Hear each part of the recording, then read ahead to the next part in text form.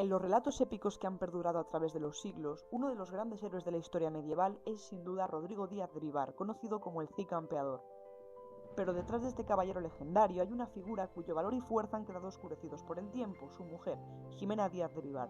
Así que sobre ella tratará este nuevo vídeo de Conociendo Mujeres Medievales 3. Para empezar nuestra historia vamos a mencionar de manera breve el contexto histórico en el que vivieron Jimena y Rodrigo.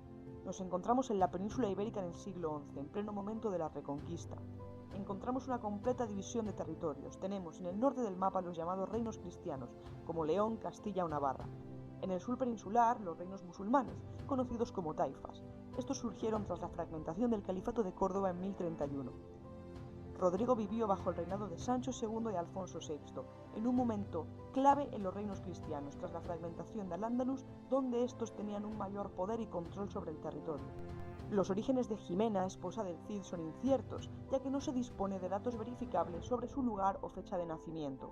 Algunos investigadores sugieren que podría haber nacido en Oviedo y que era posiblemente hija de Diego Fernández, conde de Oviedo, y de una noble con ascendencia real.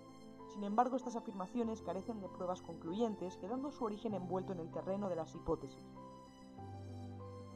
Según la historia Roderici, Jimena fue sobrina del rey Alfonso VI de León. Margarita Torres reconstruye el esquema genealógico de los Plainez y la dinastía reinante para esclarecer el parentesco entre Jimena y el monarca, que viene por el lado paterno. Por otro lado, según Antonio Linaje Conde, Jimena no era sobrina de Alfonso ni tampoco hija del conde Diego de Oviedo. La historia Roderici presenta el matrimonio junto a Rodrigo en 1074. La fecha de 1074 coincide más tarde con la Carta de Arras que se conserva en la Catedral de Burgos y que también está fechada en julio de 1074.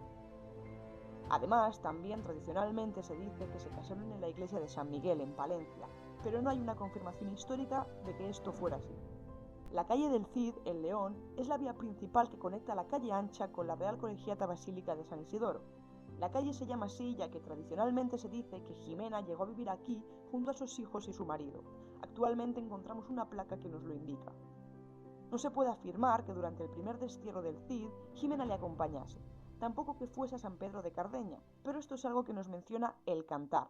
Mandad recoger la tienda y vayámonos apresurados. En San Pedro de Cardeña, allí nos cante el gallo, veremos a vuestra mujer discreta, hija d'algo. Siguiendo el Cantar, también se comenta que Alvar Fáñez va a Cardeña por doña Jimena y que el Cid cabalgó al encuentro de Jimena entrando todos en la ciudad de Valencia. El Cantar de Mío Cid en muchas ocasiones no es un documento que nos ayude a verificar acontecimientos.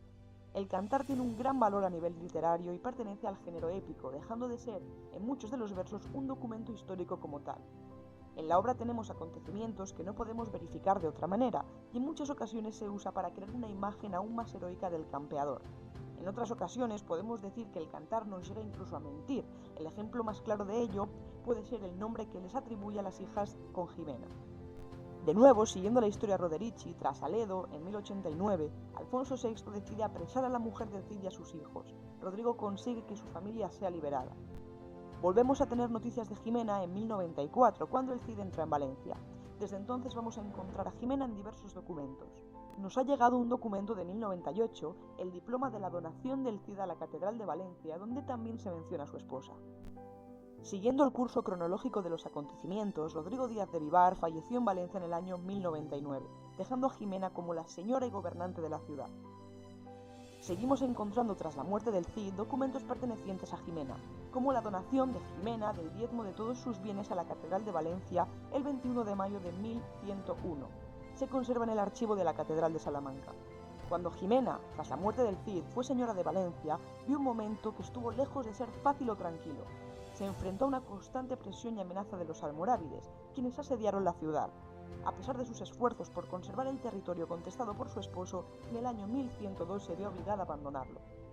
Entrando a hablar de la conquista de Valencia, a finales de agosto de 1101 le puso sitio el emir Magdalí y al cabo de 7 meses se presentó Alfonso VI llamado por Jimena. Finalmente Magdalí entra en ella en abril o mayo de 1102. Alfonso VI volvió a Castilla con el cadáver de su antiguo vasallo y con su viuda, y ambos fueron enterrados en el monasterio de Cardeña, aunque Jimena aún vivió unos 11 años más. En 1103 firma en San Pedro de Cardeña un documento por el que vende un monasterio de su propiedad a 2 canónigos de Burgos, llamados Cristóbal y Pedro, por 500 sueldos de plata.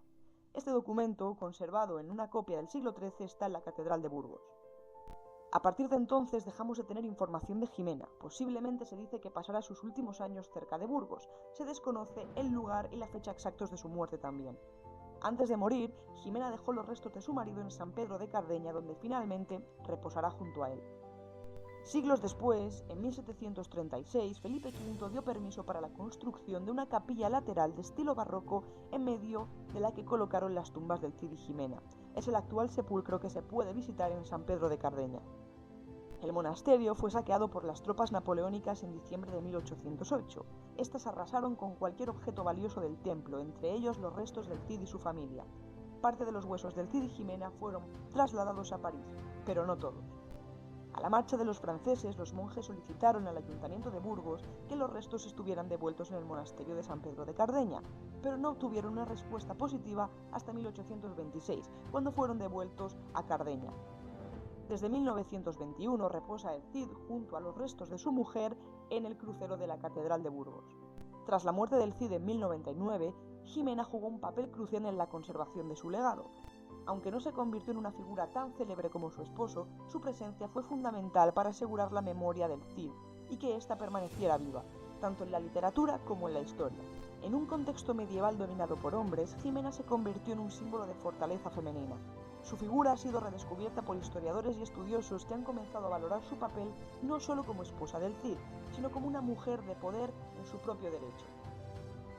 El impacto de Jimena Díaz de Vivar ha sido subestimado por mucho tiempo, pero hoy en día se reconoce como una mujer que combina un papel vital en la defensa y en la consolidación del poder del Cid.